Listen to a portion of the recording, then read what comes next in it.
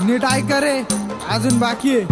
पिल्लूच्या मागे रोज पट्टे मारायला जायचो, भूक लागली तिला मग खायला न्यायचो, बर्गर खायला ती होऊ न्यायची मॉडल, कधी न्यायचो पिक्चरला, कधी MC डॉनल्ड। अरे गणपण्या मॅकडॉनल्ड असतं ते। हा तेच ते।